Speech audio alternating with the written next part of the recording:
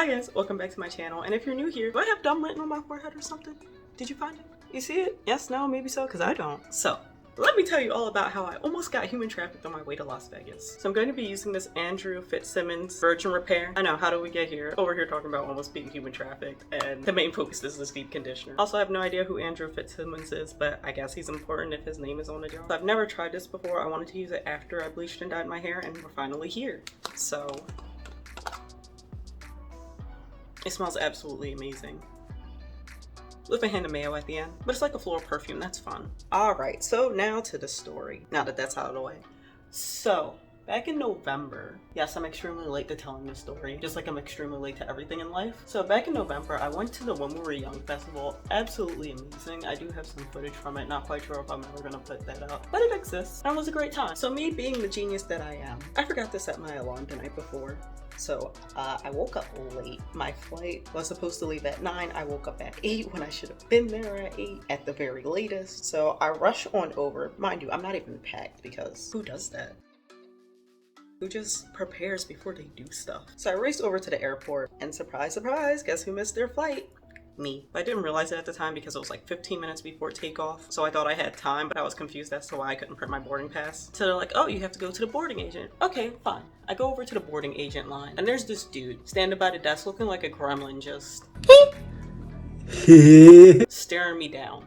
So I shot him a dirty look. It's 9 o'clock in the morning. I don't know what type of time people run on, but that's not my time. So when I get to the desk, I am able to reschedule a flight. Unfortunately, it cost me an extra $100 that I did not want to spend, considering I didn't know how it was going to be in Vegas. And your girl was cheap, so I wasn't trying to spend too much money. Also, fun fact, I only spent about $300 while I was there, so I did great outside of this little hiccup. So after I get a new ticket, the flight actually isn't until 5 o'clock in the afternoon, well, evening. And I'm not going to sit around there all day. Plus, I don't live that far from the airport, so I decided to go home. So I go outside in order to call a Lyft and try and sort out my life, because clearly I'm living in paradise. And then boom, there he is. There's dude again. So I was feeling a little chaotic. Mind you, I was already put off by the fact that he was looking at me. Don't try to talk to me, especially in the morning. And especially if you're not cute. Don't talk to strangers unless they're cute. Words of wisdom. So I'm out there about to call my Lyft. Dude comes up to me and he's like, oh, I just wanted to let you know in case no one's ever told you you're very beautiful. I'm just like, all right, you don't gotta tell me that. I already know that, especially if it's coming from you, but all right, I didn't say that. I was polite. I said thank you and then went back to being on my phone. Red flag number 2. So dude feels bold enough to 1, ask me where I was going,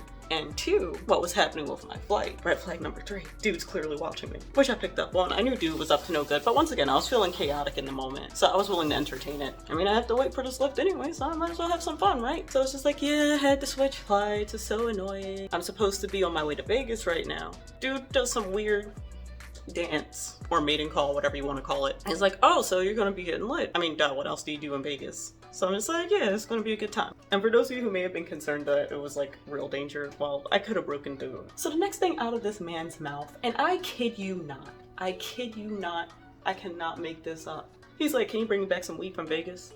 Huh?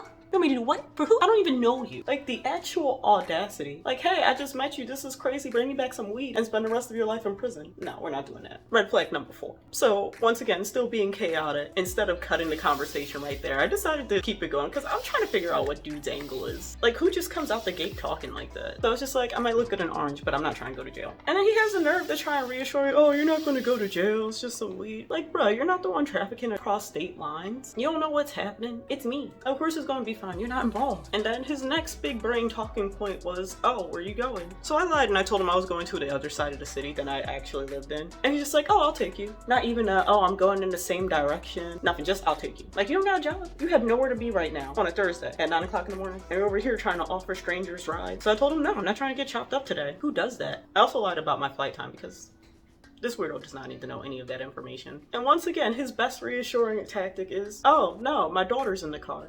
Bruh. So bruh, you're just telling me that you're hanging out here, letting your daughter suffocate in the car, if she even exists. And he's like, oh, my car's over there. He just points in a random direction. Like, there's cars everywhere, that's not even specific. What is this, red flag number 6? Number 5? I don't know, I lost count. But like, dude, even if I was thinking about it up until that point, the moment you said you had a kid in the car, just kill me. Just kill me. At least if you said you had a puppy in the car, I would have thought about it. But a child? Being next to a child in a car with a stranger that I don't know is worse than death. At least death's short and simple. And this dude really has the nerve to be upset that I don't want to hang out with him and his dusty daughter, if she exists, and let them take me home so they can kill me, if she exists. And also, if you're trying to abduct somebody, you can't be out here looking crusty. I'm sorry. You can't be out here looking like a bum or a crackhead and expect people to just go along with whatever you say. You've done lost your mind. And you probably think I'm being mean. No, let me set the stage for you. Dude had on a dusty sweatsuit. It was light gray. There were stains on it. He had socks and sandals. That's a red flag right there. We're adding a red flag for that one. And his socks were dingy and dusty. Dude looked like a straight up crackhead. I'm not a crackhead, just someone you definitely don't want to be around for a long period of time. And he was also like, you think I'm gonna kill you with my daughter in the car? Yes, people do worse things in front of their kids in the car. And you're acting like I know you. I don't know you from a can of paint. We don't know him. Stranger danger. Dude, for all I know, she probably has a machete back there waiting to chop me up. Maybe she's joining in. You guys could be cannibals. Not doing it, wasn't with it. So once this pathetic goblin decided that he was wasting his time trying to get me in this hypothetical car with his hypothetical daughter, I guess he got frustrated since I had more than one brain cell. He was like, oh, it's because you don't know me, right?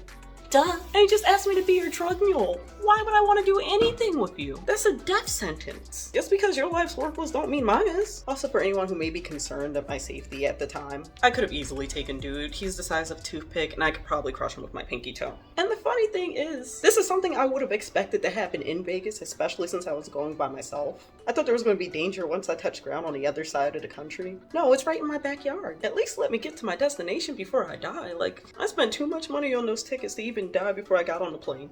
And the thing is, I don't even know if he's just a dumb criminal or if people really fall for that. Because from start to finish, it was just sketchy as hell. Like, you'd have to be an absolute moron or only interacted with two people up until this point in your life for you to think that that situation was okay and that you should follow them. And I'm not blaming human trafficking victims at all. It's just mind-boggling that one, he thought it would work. And two, there probably is someone out there who fell for that. But moral of the story is, be safe out here.